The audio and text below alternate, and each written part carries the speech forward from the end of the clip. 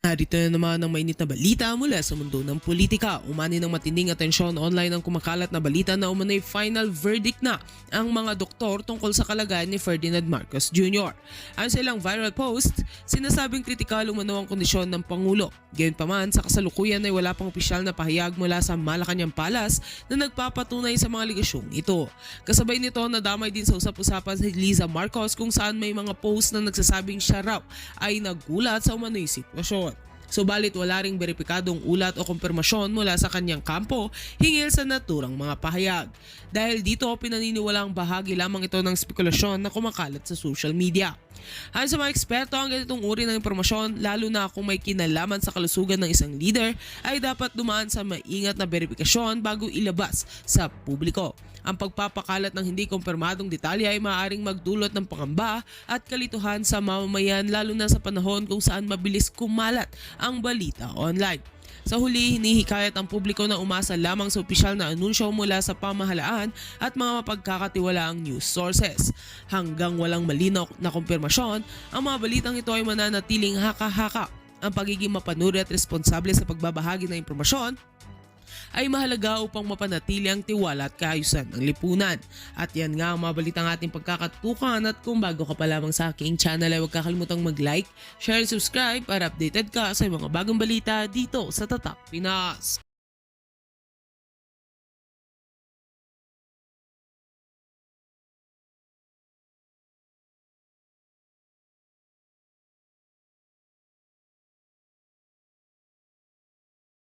Sabi daw nitong DDS vlogger na to, I don't know who's that DDS vlogger, kapag nilaglag na si Castro ng boss niya, appendix niya lang ang walang latay.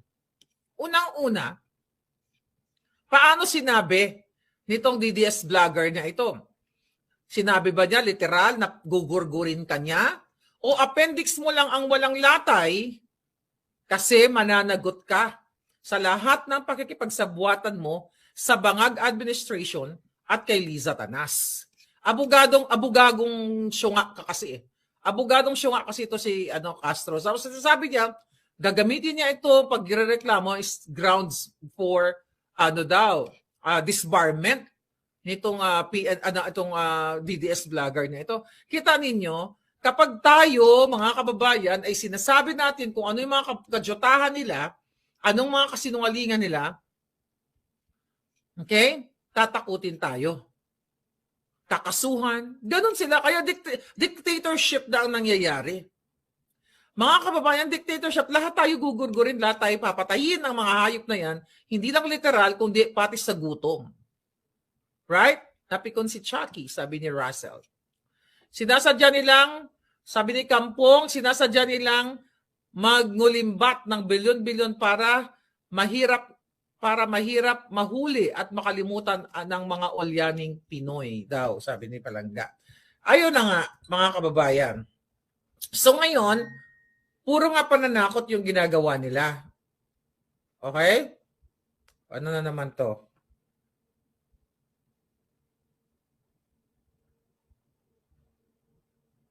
Ano to?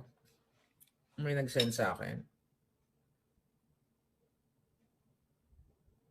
Mamaya na ito mga palangga. Ang dami mga dumarating sa atin ng mga eksena ng mga kaalputan. May nag-send sa atin ng kaalputan. Oh my God. Alright. Tingnan natin. So kaya dapat talaga mawala na si Bangag sa 2026. It's either ma-overdose siya or, patalsikin niyo ang mga addictos na katulad nila. Kasi wala silang gagawin.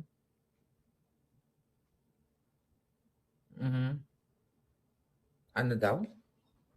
Natikan natin to. Ano? Bold? Sino may bold? Sino ang may bold? Okay? May bold daw sabi. Hindi ako yun. Hindi ako may bold. Si Alpot yung may bomba, hindi ako. My God. Nakakaloka. Pinapakalam daw ng mga Alpot yung alin? Bomba? Hindi labas sila. Sino may bombang Sino ang may hubad na katotohanan? Si Liza Tanas ba? Ayaw nga nila matapik si Liza. Nakita niyo yung mga Alpot? Hindi nila tinatapik si Liza Tanas. Na nagubad-ubad na yung susulaylay. Alam nyo na. Di ba? Love na love nila si Liza Tanas. At love na love nila si Bangag na nagpa-kidnap kay PRRD. Kasi yung mga iba dyan sa kanila, mga rebelding komunista. Okay, mga tanim yan ng mga rebelde para guluhin kayo ang pag-iisip nyo na mga nagmamahal kay yung Pangulong Duterte.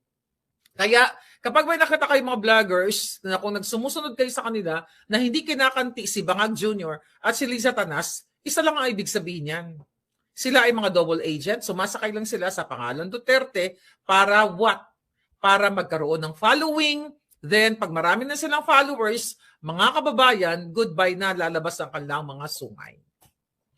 Hindi po pwede na magkiklaim ka na ikaw ay Duterte vloggers na hindi mo buboljakin ang Bangag administration na kadahilanan kung saan ay nag-kidnap kay PRRD. Right? Tapos ngayon, tina-target ako, di ba? Lagi naman ako tina-target. Hindi naman bago yun. Matagal na ako tina-target. Everyday ako tina-target. My God. Paglabas kayo ng bomba ko dyan, siguraduhin nyo lang, ha?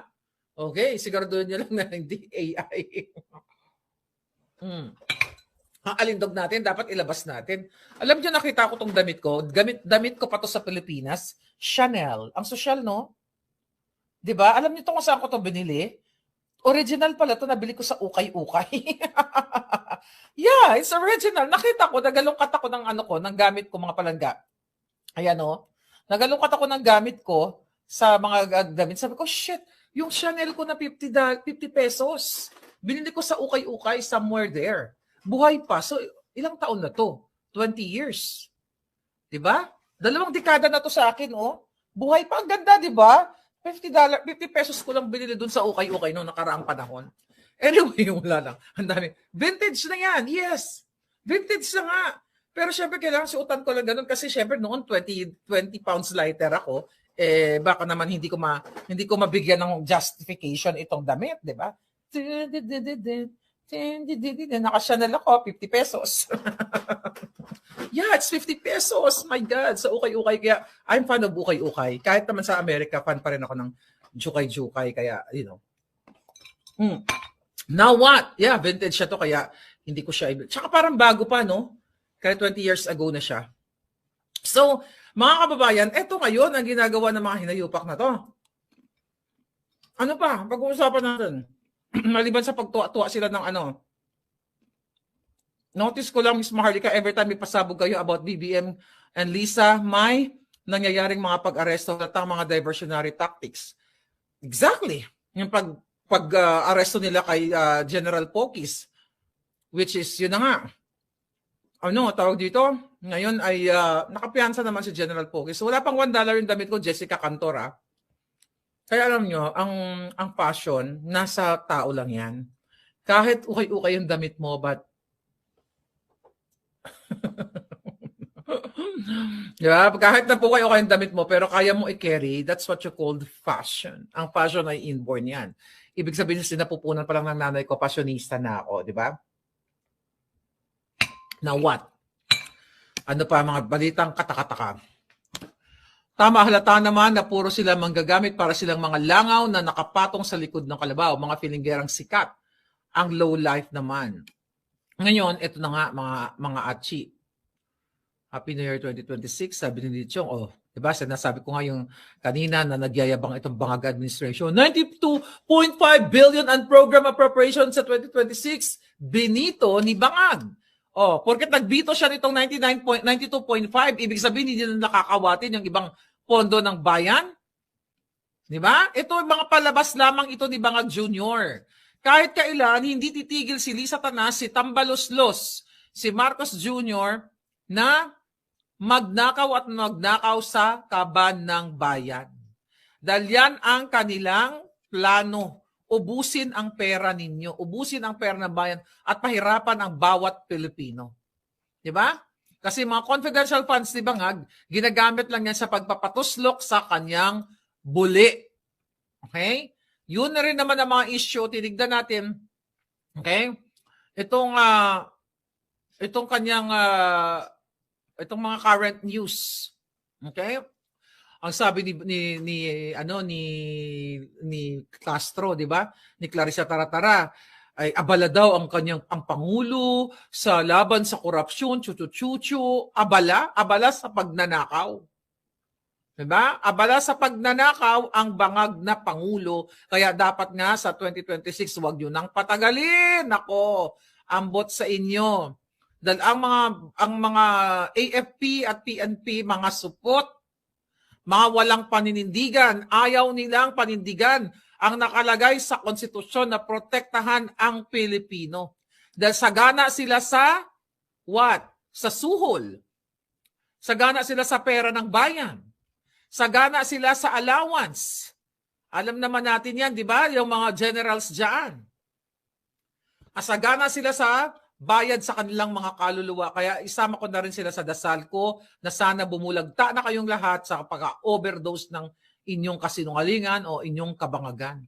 Kawawa talaga ang pera ng bayan dahil yung mga lumalaban katulad ko, katulad ni General Pokis, katulad ni Dean Chase, katulad ni Harry Roque, ang aking kaibigan, 'di ba? Ay talagang ayaw tigilan hangga't hindi kami nagugurgur o gusto nila maging miserable ang aming buhay. Samantalang sila ay nag-enjoy sa 6.7 trillion budget ng Pilipinas at kayo ay patuloy na magiging miserable ang buhay ninyo. Habang tuloy-tuloy ang pagpasok ng pulburon, yung mga eksena ng mga smuggling pulburon bust, mga kunyari may mga nahuhuli sila na ganyan-ganyan. Lahat po yan ay palabas lamang. Dahil ang pinuno ng smuggling, mapapulburon man, mapa-agrikultura man, mapa-cars, anything na inismuggle papasok sa Pilipinas, ang pinuno niyan, ang nasa utak niyan, ibig sabihin, ang may command dyan, o ang protector, ang mastermind, ay si Lisa Tanas at si Bangag. Yan ang katotohanan, mga kababayan. Kaya sabi nga natin, dapat tapusin na itong mga walang hiyang ito. Patuloy kayong lumaban. Kulang palangga. God bless you always. You are the best, sabi ni Lichong Tenchano. Lichong, kumusta ka na palangga? Baka di ka na nagpapakita sa akin. Diba? O minsan nawawala ka. Ito pala si Lichong. Si Kampong pala yan. Yes, thank you. What else? Ang mga generals, sabi ni Giselle, mga generals na mga bayad na pangkapo. Hindi pa na sila nakapon. Ang sabi ni Dens, ang dinig daw niya binuto. Oo. Si Boyeng Bendalong ngayon, Bendalong. Ay baka patay na siya. Mag-countdown na tayo, di ba? 1, 2, 3. Di ba? 5, 4, 3, 2, 1. Dedo! Di ba? Dapat i-claim natin ang pagdedo ng mga putang. Dapat madedo na yung mga hayop na yan. Kawawa talaga taong bayan, no? Speaking of vintage, syempre magyabang ako kasi mayabang din talaga ako paminsan-minsan. Speaking of my Chanel vintage na outfit, meron ako vintage na Gucci. Social. Wala kayo niyan. Naglipit kasi ako dito, di ba? Ano gani ang tawag sa atin? Yung pakot-pakot, bala ito nung unang panahon. Eterno o gold. Pakot-pakot, o ganyan-ganyan. Vintage talaga to palangga. Nilalagyan ko to ng mga jalahas ko. Di ba? Gusto niyo? This is really vintage. Gusto ko ang bilan ng strap to ng mga ganyan para makapag drama, no? Ang cute. Ganito lang siya kaliit. Di ba? So yung mga ganyan, dramatization. Pitaka. Hindi, pero may tawag dito sa klase ng wallet. Yes, ang dami kong vintage thingy, 'di ba? Ang cute. Wala ka na makikita nito sa Gucci. Alam mo kung sino may-ari nito?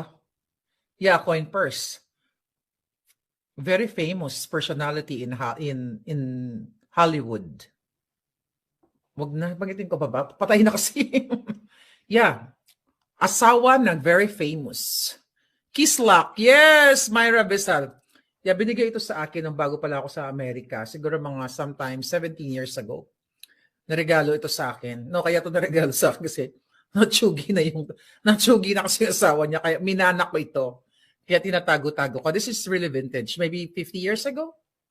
Yeah, from artista. Di ba I told you, mga artista yung mga kliyente ko. Even now, mga artista yung mga kliyente ko. So pag natutsugi na kasi yung mga masosyonda sa Pilipinas, it's either ipapamana sa yung bahay, ipapamana sa yung mga gamit, You know, yung gano'n, o papapanahan ka ng pera. So ito isa sa mga minana ko dun sa artista kong pasyente.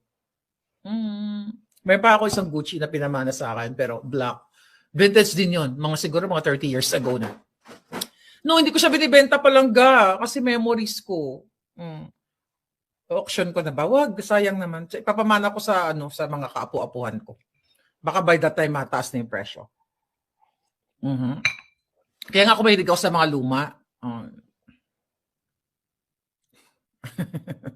Kahita, yan. Sabi ni Wendy Wilson, di po, dugay-dugay ko na hindi nabatian nga word. Kahita, gali na sa aton. Sa aton, sa Ilonggo, kahita. Yan, may kahita ako. What else? Ano pa mga pagyayabang ko dito? Ang dami kong kayabangan sa buhay. So, magyabang na lang tayo. Di ba? Magyabang na lang tayo na magyabang kasi tangay na, di pa namamatay yung mga kalaban natin eh. At matsugi yung mga kalaban natin. Kahita, gali, linte. What else? Itong bell pamana dito sa akin. Kain na, mga bata! Para namang tinidor ni Satanas. Ito masarap to sa laksak sa bilat ni Satanas. Oh. Todas talaga sila. Okay, ito na kayo ijasok sa buli ni Bangag. Okay? Ito na lang ipasok natin. Oh, if the price is right, mayroon daw gustong bumili. Okay? Dapat mataas ang bidding. Gucci to palangga. No, hindi ko siya ibibenta. Sayang kasi memories to eh. These are Beverly Hills couple. Mayaman ng couple na yan. Diba? Wag. Ito tapang pa. Ito ba nga gusto mo? Di pa kayo nagkikita ni Kati Binag? No, magkikita kami very soon. No, I hope very soon. Nag-usap kami kapon. Ay, abangan niyo, magbablog kami ni Kati sa ito. Busy lang ako. Busy din siya. Anytime soon. Ano daw? Spade. Pagbenta ko, vintage din. Anong bibenta mo palangga, Giselle? Na, hindi ko siya bibenta kasi memories nga ito. Marami akong mga vintage dito. Ito gusto niyong bilhin. Asa na yan? Ito na lang gusto niyong bilhin. Ito binibenta ko. Matagal sa ako pinakita sa inyo. Ito, ipasok ko sa ano ni Satanas. Ito, gusto niyong bilhin? Ipasok ko sa buli ni Bangag. Ito, pwede to. You know what is this? In 17th century, mga palangga, this is historical. Kaya dito sa vlog natin, hindi lang puro pagbumura sa mga bangag. Yes, vintage ito. Sino nakakaalam nito? Pinakita ko na dati ito sa inyo. Saralina, ano yan? Sige, demo ko sa inyo. Okay, vintage ito. From 17th century, nabili ko to sa estate sale. Mahilig kasi talaga ako sa mga gantong mga mga kakalumaan sa buhay. So ito yan. Ayan, nung unang panahon, nung hindi pa uso ang aircon, ipapasok mo yung uling dito, harinola. No, dito harinola. Nakita nyo, nung unang panahon, tanso to eh. Tanso, di ba, mahal to sa atin, no? Copper, binibenta to eh. Sa timbang, bibenta mo sa junk shop. So ito, lalagyan mo ng uling.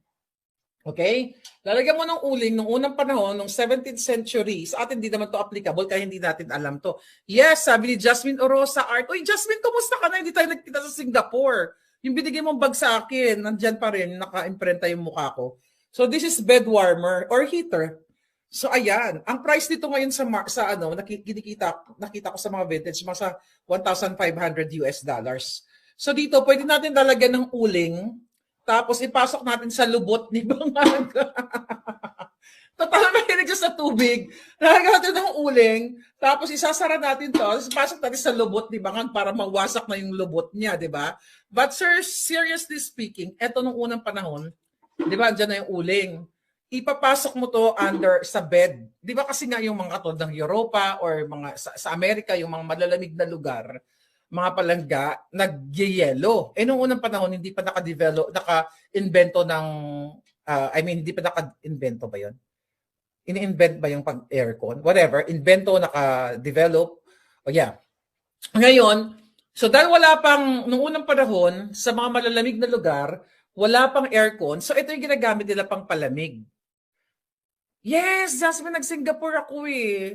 Di ba, magbabalik ako dyan. Nung nag-cruise ako, babalik ulit ako, mag-cruise ako sa Asia. So ito yon, now you know, bed warmer. Alright? So yan. Ano, bilhin nyo?